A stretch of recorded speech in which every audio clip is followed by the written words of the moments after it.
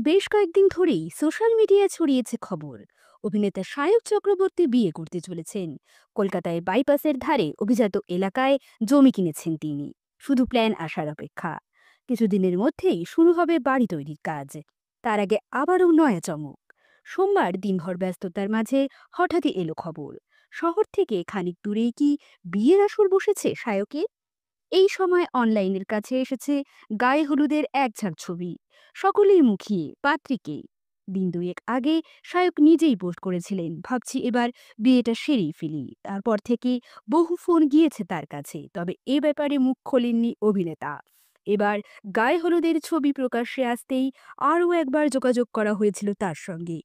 অভিনেতা যদিও এদিন বিষয়টা মজা করেই উড়িয়ে দিয়েছেন, তবে বিয়ের আসরে শায়কের গায়ে হলুদের আয়োজনে দেখা মিলেছে সোশ্যাল মিডিয়ার অত্যন্ত জনপ্রিয় মুখ গায়িকা দেবলীনা নন্দীর। তার সঙ্গেও যোগাযোগ করা হলে শায়কের বিয়ের কথা শুনেই মুচকি হাসি দেবলীনার। বললেন, ঈশ্বর চাইলে সব ভালোই হবে, তবে প্রশ্ন হলো পাত্রীকে। ছবিতে দেখা যাচ্ছে কমলা ও শ্রীমান পৃথ্বীরাজ খ্যাত অভিনেত্রী অনন্যা চট্টোপাধ্যায়কে।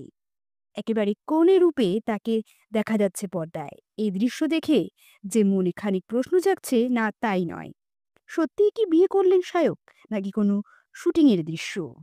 অভিনেতা অবশ্য বললেন, একটু অপেক্ষা করুন, সুখবর আমরা নিজেরাই সকলকে দেব।